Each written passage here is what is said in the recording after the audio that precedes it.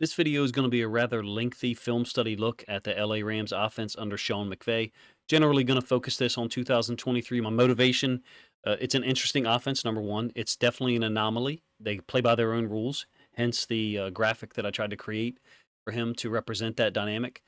The Lions will also host the Rams in week one after a thrilling playoff matchup. This will be a rematch to open the season. And so I wanted to do a couple of previews for that as the game gets closer. Of course, it's June, so this is going to be a lengthy film study look where I try to familiarize myself with the offense, refamiliarize myself with some things I thought I already knew, and hopefully expose myself to some new ideas or concepts and give you guys my impressions and perspectives on it. So I'm going to talk about data first. The film won't follow until about 4 or 5 minutes in. We all rely on data, whether we're NFL fans, the coaches, the players, the front offices. It helps everyone make decisions. Coaches make decisions based upon the data that they've got. It helps players to anticipate or maybe know where they might be able to have an impact on a certain snap. Coaches want to try to recreate as many favorable situations as they can over the course of a game, over the course of a season. And they use data to put players in position to succeed consistently, or at least try to.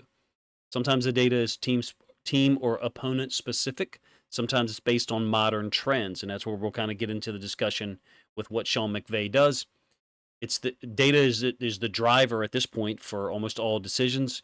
We as fans want to use data, patterns, numbers to support our own team analysis, whether it's balanced analysis or tribal, like so many. What I'm going to do here is give you some data, some patterns that I noticed while watching a significant amount of Rams offense film in 2023. They played the Ravens in Baltimore in an unbelievably fun game to watch.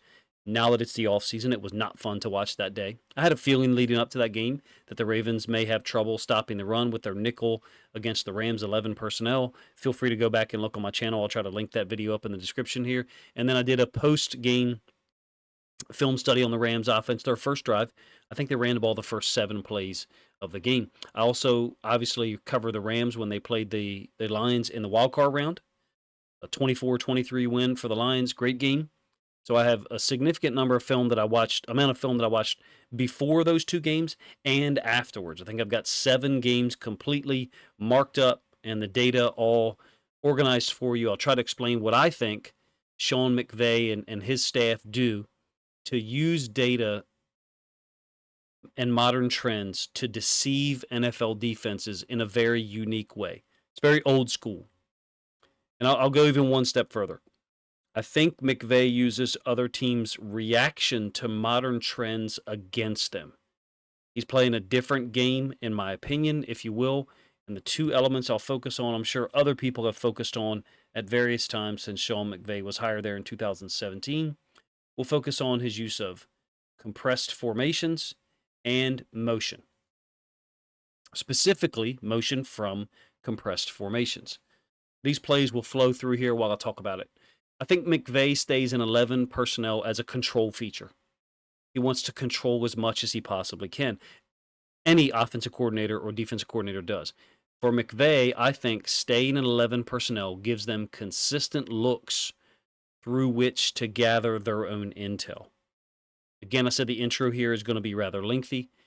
Basically, a couple of questions here I think he's trying to answer right off the top early in games. Where is the nickel defender? Against 11 personnel, very few teams will respond with their base defense, be it a 3-4 or a 4-3 structure. From that 11 personnel platform, which McVay and the Rams use 93 to 95% of the time in any given season, I think he forces defenses, specifically the other team's nickel defense, to play in a manner it's not designed to combat. And I will refer to the Ravens defense consistently while trying to explain my thoughts there.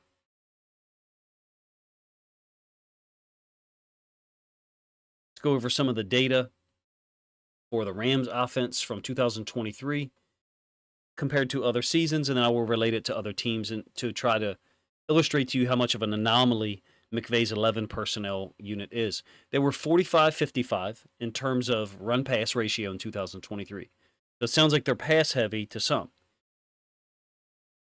I think they're actually run heavy, even though 45-55 is obviously skewed pass in the favor of the pass game. First of all, let me establish it. They're in 11 personnel 93 to 95% of the time. Now let's compare that to the rest of the NFL when they're in 11 personnel. Somewhere between 66 and 70% pass plays for the rest of the NFL out of 11 personnel. Take, for example, the Lions. They were in 11 personnel only 62% of the time. And they were more heavily weighted towards the pass out of 11 than the Rams were. The Lions were 63% pass, 37% run when they elected to go with one running back and one tight end. 17 other teams in the NFL were above 70% pass out of 11 personnel. Of course, some of that is third and long, or maybe second and long. But teams like the Bengals, Commanders, Giants, Jets, and also some very good offenses, Packers, Chiefs, Cowboys, Texans, all above 70% pass out of 11 personnel. 3 other teams were right at that 69% barrier where you would either round down to 69 or round up to 70% in terms of their pass tendency out of 11. Think about the Ravens, the team I spend the most time watching film of. 79% pass when they're in 11 personnel. Almost a statistical giveaway in terms of their intentions. If we bring that back to the Rams, they major in 11 personnel, and their 45-55 run-pass ratio. To me, Mcvay is hiding within the overall data compared to the rest of the NFL. Your nickel defense is used to defending 70% pass, roughly. And when you go up against Mcvay, it's almost 50-50. They're middle of the pack in terms of run-pass ratio, but out of 11 personnel, they're right at the front. I think it's a foundational element of what they do. Essentially, NFL nickel defenses, 4-2-5 structure, see 70% pass on a weekly basis. Their coverage calls, their paradigm are built from those patterns. And the Rams are going against the grain of that data, if you ask me. When you combine that with the quality of their offensive line, at least for 2023, the prepared and astute play calling that Mcvay gives you, the arm strength and quickness of reads for Stafford, you end up with a top 10 offense in scoring despite a number of young players who started the year 3-6. I think they finished 7th or 8th in the NFL in yards per game. I want to illustrate exactly what I'm talking about with formations, compressed formations out of 11 personnel, how drastically different they are than the rest of the league. We'll slow some of these pictures down. Forgive me for the speed of those initially. So compressed formations by nature are a stressor. McVay has obviously relied on them since he took over as head coach in 2017. The Patriots famously came up with a brilliant game plan, basically a 6-1 front that kind of matches the surface, meaning it puts the same number of players in the box, on the line of scrimmage, or close to the line of scrimmage as the offense does.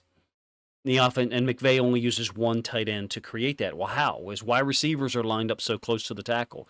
This is going to be point number one that I think a lot of people will reject. The Rams utilize their wide receivers like wings. Other teams don't. Now, if you only pay attention to the NFL and college football, then you probably don't even know what a wing is. It's short for wing back.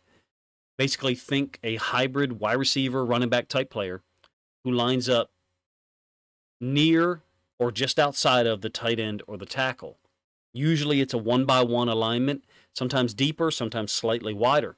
McVay has precisely calculated where to line up his wide receivers in terms of the width to combat and just annoy the typical defensive end, outside linebacker, edge player in a nickel defense. Basically, because of the threat of the wide receivers, wings, blocking down on a D-end or edge defender, they're putting said players on both sides of the ball, both sides of the formation, in tremendous conflict pre-snap just based on their alignment. And I'll use an end zone angle pick here that's going to flow through with the gaps illustrated for you. Don't have D-gap illustrated. Nonetheless, it does exist. And then I'll show you where the nickel defender is. The ball is on the left hash for the Rams here. You can see the nickel defender, Kyle Hamilton, is to the field. So the Rams know where he's going to be, number one, because they understand the personnel that they're getting, 4-2 front.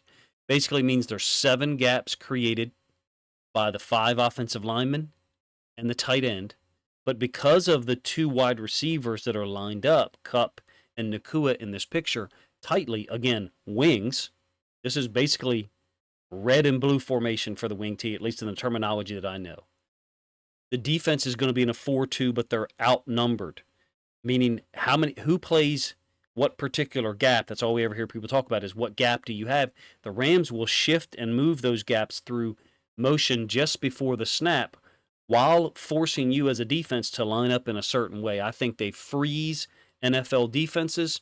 Numerically, they have an advantage already with 10 players right now in the picture, 10 offensive players in the picture, that is, against 8 for the Ravens defense. As it relates to the wide receivers, I think they're perfectly deployed. I think that Mcvay and those guys over the course of the years have looked at the width of those slots, wings, receivers, whatever you want to call them, to try to force the edge defender to decide to line up either inside or widen up and risk being too far to play a role on a run concept away from them. You look at the edge defenders in this picture, both of them. Oweh on our left-hand side of the picture, the Ravens' defense is right, or Clowney on our right-hand side of the picture, the Ravens' defense is left. Both of them are just inside of the wings or the receivers that the Rams have used to deploy. There's other factors here, obviously, but I wanted to explain the impact that the compressed formations have out of 11 personnel just from an alignment standpoint.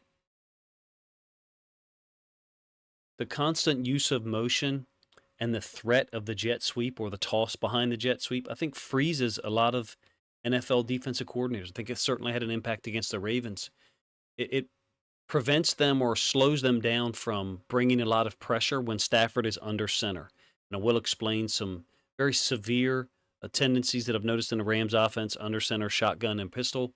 But the one reason that I think that teams hesitate from pressuring or bringing stunts or blitzes when the quarterback is under center is the ability to run the toss or the jet sweep to either side of the field. Now, look, the Rams don't run a ton of the jet sweep, to be honest with you. They more so run toss plays behind the jet motion. That seems to be a more important facet of their offense, more effective, if you will.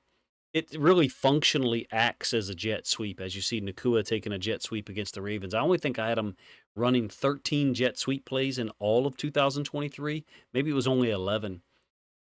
The key here is that the motion adds another player to the side where you want to attack at times. It could be to or away from the nickel defender. If you hand the ball off to the running back and use the wide receiver as a lead blocker, well, those wide receivers, which I've already established to you my claim that I think they're really functionally wings on run plays, they're going to be more effective as a lead blocker out in space. They're more practiced, they're more well-trained because they play in a Sean McVay offense, because they're asked to do those things. I think if you blitz or stunt and the motion goes away from you, a lot of the backside pursuit can be compromised. You don't see that a whole lot because I think the NFL defensive coordinators are often frozen, particularly when they're under center. Whether they're playing man or zone, you're not seeing a ton of stunts. I didn't cherry pick these plays to show you here that to loop through of the defense is not blitzing.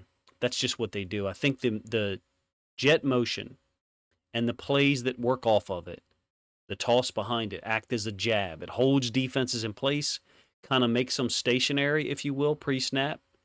And then once McVay finds out how you're lining up, he's got multiple plays to thwart that. And the Rams offense seems to improve thereafter. Now, basing out of one personnel group, I think it benefits the Rams, to be honest with you, because there's no substitution needed to get to the next play.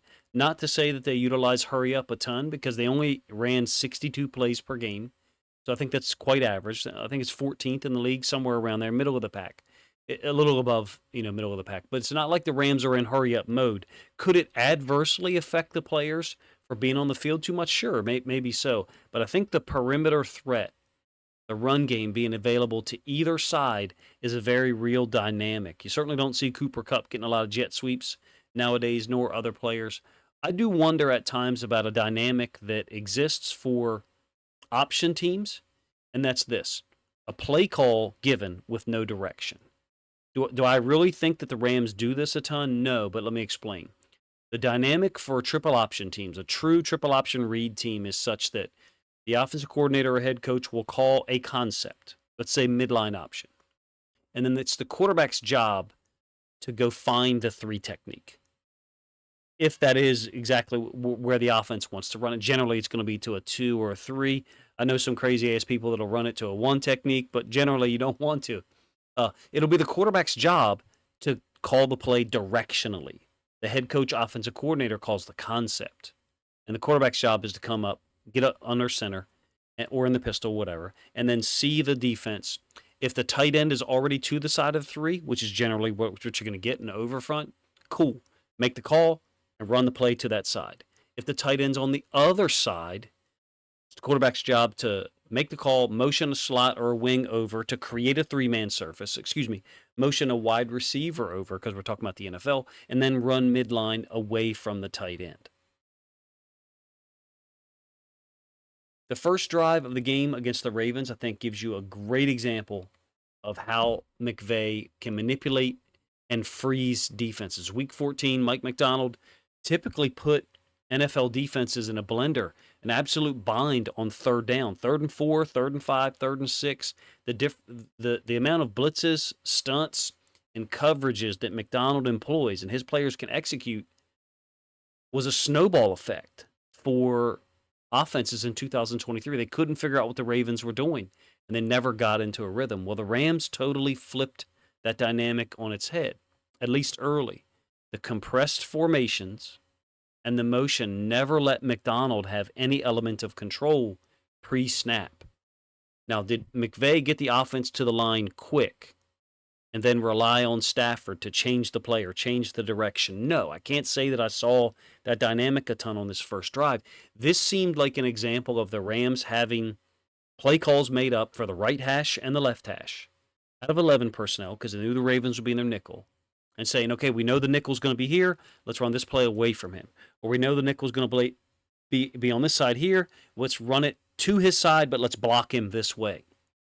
They're playing a different game than everyone else. They ran the ball on their first 9 plays. I think the Rams had to settle for a field goal and then punted near the end of the first quarter, which was only their second possession. If you go look at the play-by-play, it's kind of unbelievable how few plays were actually run or snaps there were in the first half. And then they scored 17 points in the second quarter, they being the Rams offense. 7 plays, 75 yards, touchdown. 9 plays, 75 yards, touchdown in the second quarter. A lot of it revolves around the use of compressed formations, the jet motion, or fast motion, if you will, exploiting the defense, A, and B, being used to gauge reactions. Some of it is based on down and distance, meaning the play call, and what the defensive coordinator is most likely to utilize, coverage and blitz and stunt standpoint in that area of the field. I think the hesitation of the defense to put the nickel anywhere near the line of scrimmage, nor either one of the 2 safeties, just dooms them when you're dealing with a Mcvay offense. When you combine it with how great the offensive line was this year for them, how well the Rams wide receivers block, part of that is their training. I think that just adds to the yards that the running backs gain in the run game naturally or organically. One of the things that the motion can accomplish, and often does for Mcvay and the Rams, is you can get defenders to run themselves out of the play. 2 examples of it here against the Saints later in the season. Tyrann Mathieu and then an inside linebacker on back-to-back plays kind of allow themselves to be out of position. No one needs to block them because they're unable to get involved in the play. Of course, it depends on the stunt or the coverage that the defense is running, obviously. But that's one of the things that at the NFL level, an offensive coordinator, head coach, the entire offensive staff has a pretty good idea of the coverage that they're going to get. And again, it's a control factor. Mcvay knows the nickel defenses on the field. There's certain teams that play certain coverages only with their nickel defense, or the opposite. Only play a particular coverage out of their base 3-4 or base 4-3. It's a control factor, a way that Mcvay and the Rams can also leave particular players unblocked. Say, for example, a Kyle Hamilton. If you don't feel like dealing with him, you know where he's going to be, you can run away from him. Conversely, if you know where he's going to be and you know what his reaction is going to be in a particular part of the field, because a lot of coverages are location on the field based, meaning the right hash or the left hash, and then the yard line. Are you on the negative 40, the positive 40, or the positive 17? The coverage paradigm or the coverage umbrella that teams use changes depending on all of those factors and others. And I think it just allows McVay, since he knows who's going to be on the field, exclusively nickel defenses, to control the look that his guys are going to get. Now, look, all of these things that are done by McVay in the offense from a scheme standpoint, from a formation standpoint, compressed formations and the motions, shouldn't take away from the fact that Kyron Williams is really talented. He's got great vision, great cuts. He seems to wait until the last second sometimes to make his cut. Not sure how to explain that dynamic. He's just very abrupt. His jump cuts are exceptional. I've seen him move across two gaps to find a running lane. He averaged just over 5 yards per carry in 2023, I believe 5.02. Finished over 1,100 yards rushing, 12 touchdowns. Is he aided or boosted by the angles, the blocking angles that Sean McVay and the scheme creates? Sure, of course. The tight formations also give him the ability to, like I said, move across gaps because so many defenders can be clustered in together. They can almost end up having two defenders in the same gap, and he can find the open lane. But in and of himself, his ability, he's top of the food chain, if you ask me. He and the Rams scheme create a lot of 2nd and 5 and 2nd and 6 situations for the offense. I did think that they went to more shotgun run concepts later in the game after playing the Ravens in Week 14. I noticed a tremendous tendency that I'll go over here in a moment. Everything they do with Kyron Williams, I think, just sets up McVay and Stafford, really, to attack the defense if they freeze and then take advantage of any overreactions if they blitz. As an aside, he had 3 receiving touchdowns in 2023. To me, looks like the type of running back that can produce even more overall than the 100-plus offensive yards he did in 2023 because of he had 32 catches on 48 targets. As a receiver, I think they can get more out of him, which they don't really necessarily need to. Puka Nacua and Cooper Kupp are going to get a ton of targets and touches. I believe the last 6 games of the year, Kyron Williams averaged over 100 rushing yards per game. He sat out in Week 18, I think. He really turned it on during that stretch. Overall, during the course of 2023, talking about a guy who had 6 100-yard games, doesn't fumble a lot. I did see 2. Has over 1,100 yards rushing with 12 touchdowns. There's really no reason why he and the Rams can't create that impact in 2024. Let's talk about some of the trends or the patterns that I've noticed in the film study and organizing the plays. What I try to do is label everything: down, distance, personnel group, formation, run type, run pass, play direction, etc. So let's flip the analysis towards that for a moment. Since the Rams are in 11 personnel so much, there's actually less information to use if you were trying to categorize the data. And I can only tell you this from a personal standpoint, meaning I can't say, okay, it's 2nd and 4 between the negative 35 and the positive 45, what I would generally consider middle of the field, and they've gone 21 personnel.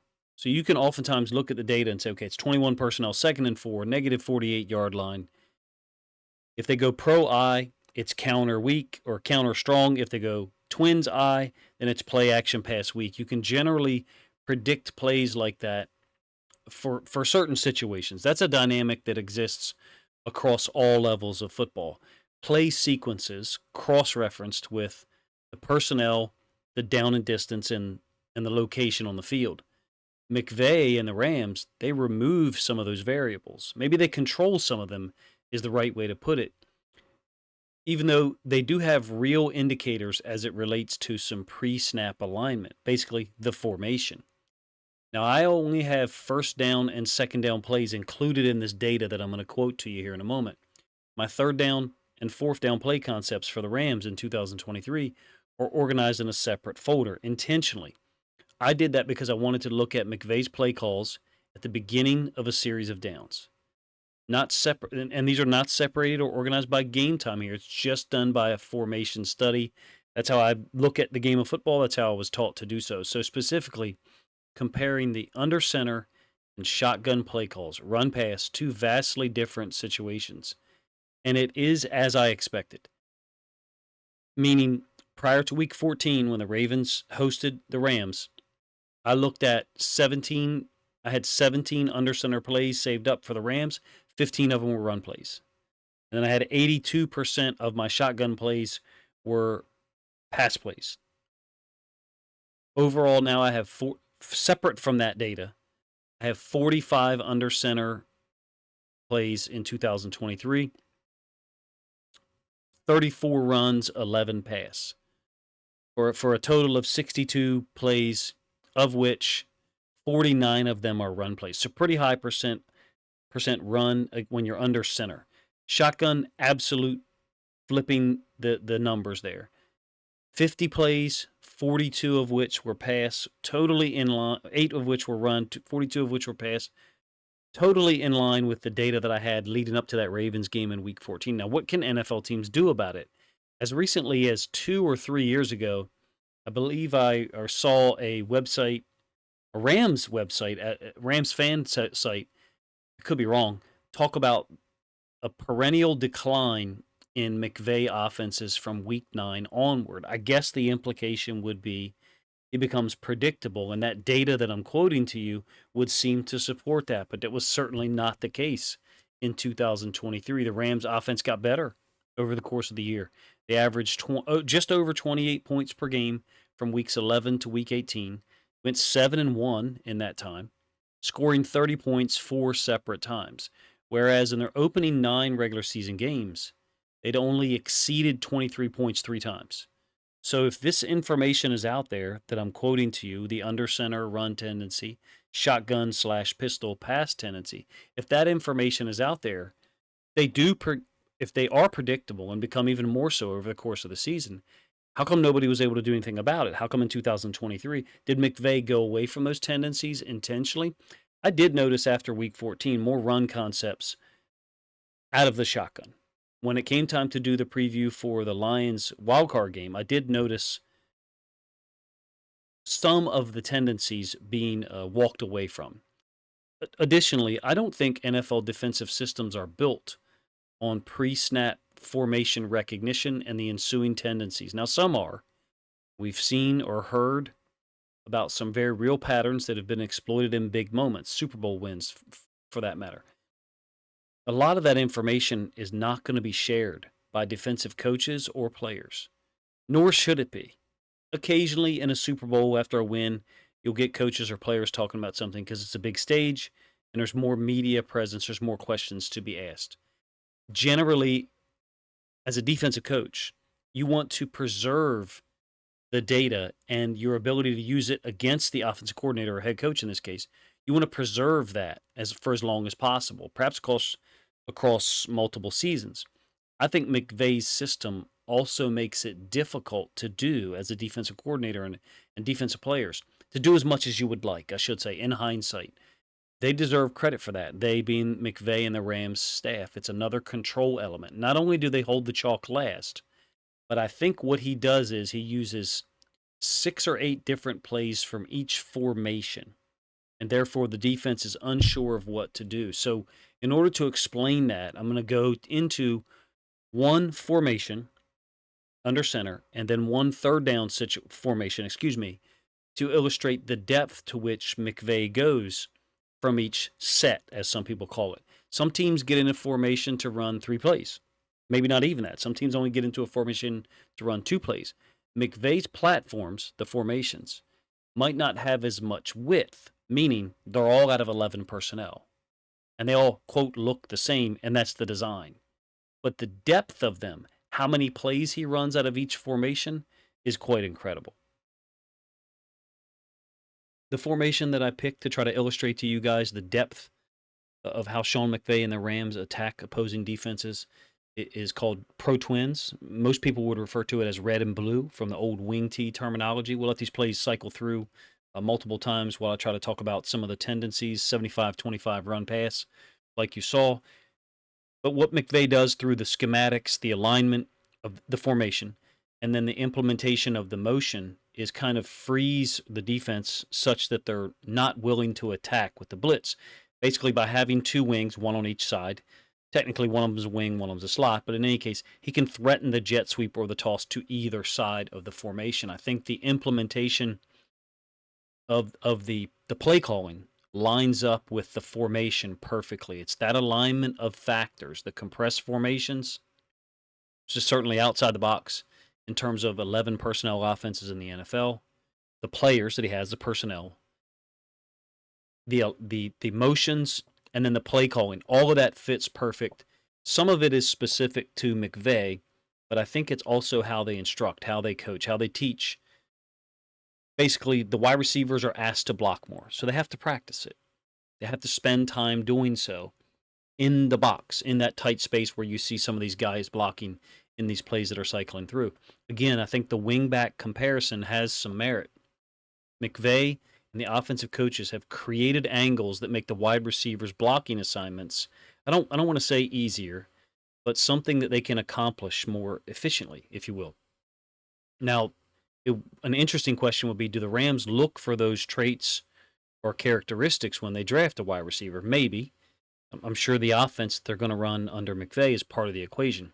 The more interesting question to me is, how are they evaluating and examining offensive line in the pre-draft process? Because I think they're getting a lot of juice out of the guys that they're drafting or the guys that they're bringing in.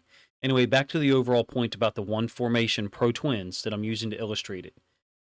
This offense is characterized as an anomaly, a divergence from other NFL teams for sure, because the preponderance of 11 personnel shotgun teams that want to throw the ball 60, 65, 66% of the time. Look, if you watch more than just the NFL and high-level college football, talking about high school and youth football at the lower levels, you will see a ton of these offenses, a ton of them. For my eyes, it's not an anomaly. This does not stick out because I have seen hundreds of teams run offenses that, quote, look like this. Now, they don't have this complexity, this speed, this performance and execution and brilliance in play calling. It is striking or interesting to me to often hear so many people call McVay's offense irregular. It's not a knock on those people. It's just, I think, more likely due to math, meaning we'll do some simple math that might have some variance in terms of accuracy. I think there was 127 million viewers for the Super Bowl last year or earlier this year, really. Let's do a ballpark figure, multiply that by 4, and say that roughly 500 million people watched an NFL game in 2023. I'm not sure how close that is to being accurate. But for a moment, accept it with this next question as a follow-up. How many of those people also watched a high school game locally? Even one. And those 500 million people who watched an NFL game probably watched 24, if not more, NFL games in one season. There's probably some overlap in people who watch the NFL, high-level college football, and also attend or maybe coach high school football. But there's a large majority of football fans who only watch the NFL and college football on TV or on their phone or a streaming service. This offense would not look like as much of an outlier if you split screened it with under center compressed formation based looks that you get on every Friday night or Saturday afternoon in high school football. They're everywhere and they're often very successful. They're often very successful for some of the same reasons that Mcvay and the Rams can flourish. It's a sequential based offense. They have an answer for everything from each formation, and that can only result from having 5 or 6 plays to run from each formation efficiently. As this plays cycle through, you'll notice that they're all from the same formation, pro twins, under center. I have the Rams in this formation at 75% run, 25% pass. Pretty heavily weighted towards the run, clearly. And something that you see across a lot of the under center McVay formations, heavily skewed towards the run. You'll also notice that there's different points of attack for each play concept. They're not attacking the same side of the field, the tight end or the split end side, or the same side as the motion. They'll motion right to left and then attack back to the right-hand side.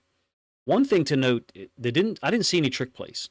I haven't seen a reverse, a double handoff, a flea flicker, anything at all in my study of McVay's offense. The only play that I recall being a trick play of any nature was 2022, an interception thrown on a flea flicker, I believe, that was intercepted against by Tariq Woolen against the Seahawks. But I wonder why that is. I think it might be another control element. If you're a Rams fan and that phrase bothers you, forgive me for that. It certainly is not meant to. I think McVay wants to control as many factors as possible, and they major in what they do. I don't think he wants to minor in anything. The college reference doesn't work for you. Forgive me for that. But there's some people, myself included, who had one major in college and like six minors. Others have one double major. Some people double major. McVay is not one of those people. McVay, to me, in terms of the offense, majors in one thing, maybe one and a half if you talk about the shotgun passing game that we'll get to in a minute. Um, whatever the relationship, I guess, is, trick plays seem to be absent. And again, feel free to let me know if I just missed them. The only play that I have labeled as a trick play, and I keep everything in folders on my computer, is an interception that Woolen picked on a flea flicker down the left sideline in 2022. But look, when the offense is rolling the way that the Rams offense did later in 2023, you don't really need them. After their bye in Week 10 in 2023, Rams went 7-1. They ran the ball for 1,100 yards in those 8 games. I think an average of 137 or 138 per game. You got a lot of play action oriented schemes when they're under center for good measure. This is the ace formation. The difference here is that the tight end is off the line. That's why you see him motioning each time. And the wide receiver to the tight end side, most of the time it's Puka Nacua, is on the line of scrimmage, so therefore he cannot motion. He's tightly aligned next to the tackle, within 2 yards, usually a yard and a half of the tackle. And this is for motion purposes with the tight end. Still same parameters. Compressed formation, motion, only the jet sweep is vastly different. The tight end's not going to get the ball. He's not going to get the ball on a jet sweep, right? The sweep would be from the slot, who's away from the tight end wing side, and that's just used far less frequently, whether it's high school, youth football, or anything. There's not a lot of people that want to run the jet sweep or even a toss to the side where there's a tight end in the wing. It's actually a dangerous play. But look, the run-pass ratio for this is even more skewed with the data that I have. I got 84% run, 16% pass, which is pretty incredible if you ask me. And the plays that I picked to illustrate that are all run plays. I think I gave you 5 of them. There'll be that's probably enough coverage of the under center run game or under center offense. Forgive me if it became monstrous, my dedication to that, but it probably reflects my own commitment in terms of time or hours, which was upwards of 10 for this video. And don't get me wrong, I had a heck of a lot of fun doing it. I don't wish to see the under center jet motion run game or play action from the Rams for a while until I begin to complete some previews for them going to Detroit and taking on the Lions in Week 1 of 2024. So the last one that we'll cover, it's a sequence of plays, will be 3rd and 4th down pass plays. And there's some real patterns that exist with these as well. Really, it's the other side of the coin compared to the under center plays that I've shown you in 3 different cut-ups. You're generally going to be talking about out motion from a trips or a bunch set, meaning the inside receiver is going to motion towards the sideline. It's one of the concepts you're going to see often, but you're either going to be talking about out motion to trips to kind of free up one of those receivers, or a quick huddle, sugar huddle almost, which you'll see here in a moment. A sugar huddle is basically get to the line quickly, snap it before the defense can really get a look at the formation and adjust. You're probably talking about first sound at that point. One thing to note on these 3rd downs, which I didn't mean to package these so many unsuccessful 3rd and 4th downs. These are just the ones that I had access to against the Lions, 2 games against the Cardinals, against the Ravens, against the Giants, and then against the Browns, I think, in Week 13. Either out motion from trips, a sugar huddle, quick huddle, or you have a shield or a rub concept. That pretty much encompasses most of the 3rd down concepts that I have categorized and saved. They would fall under one or all 3 of those descriptors at various times. And it's not to be simplistic. Again, I've mentioned this multiple times. I think it's a control feature. I don't know this about Sean McVay. I don't listen to a ton of interviews. I don't get the chance to watch other people's content. But to refer back to the wing comparison and I understand if you're a Rams fan, you've listened this long and you don't like this, it's actually complementary. Their wide receivers can block so well that I'm making a connection to the wing T, where wingbacks have been expected to block for decades. There's a control feature there, meaning McVay understands what his guys can do, and he's going to put them in that position because they practiced it to be able to execute it. I mean, you could do that with pass plays as well, and at times they do. Third and fourth down pass concepts, it's about control. Again, if you ask me, McVay wants to control as many elements as possible. He's successful at doing so. The pick or rub or shield concepts, if you will, allows him to control which player is going to get open by design. Same thing with the out motion from trips. If you ask me, there were some times where I thought I saw zone defenses giving Stafford more trouble on third down, but they do a great job of getting him to the line with enough time such that McVay can still try to provide some information in the huddle. There's a control element there as well. I don't know this for sure, and feel free to correct me in the comment section if this is inaccurate. I've been told by a couple people that Stafford has, at times, when he first came to LA, given McVay some feedback that he didn't want so much information relayed to him in the headset so late in the play clock, meaning as they had lined up.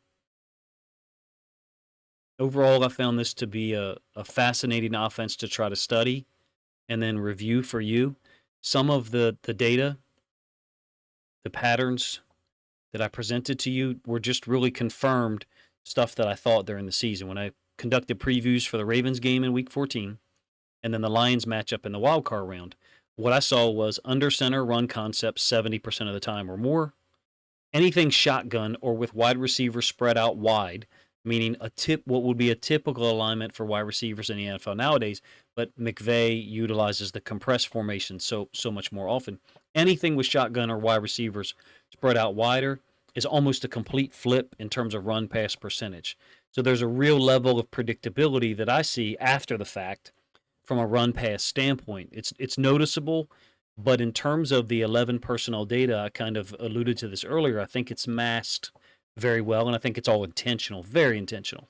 The under center and shotgun 11 personnel groupings or formations combined, end up being about 45-55 in terms of run pass. Run 45% of the time, pass 55%. Teams have probably already called their coverage, and the Rams get to the line of scrimmage with enough time on the play clock so Stafford can change the play.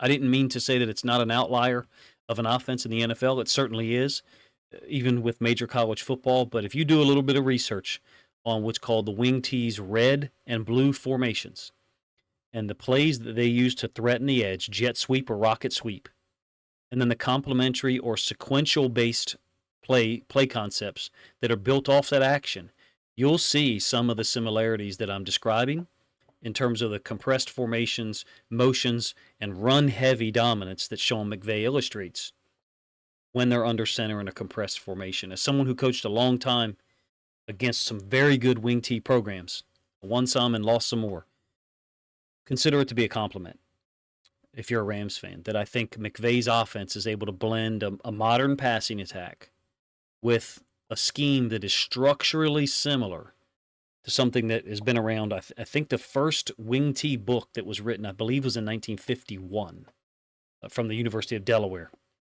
I'm talking about it's been fun for me to dedicate too much time trying to understand both the similarities and the differences in McVay's offense and what some of those old school physical offensive styles that I alluded to were able to accomplish.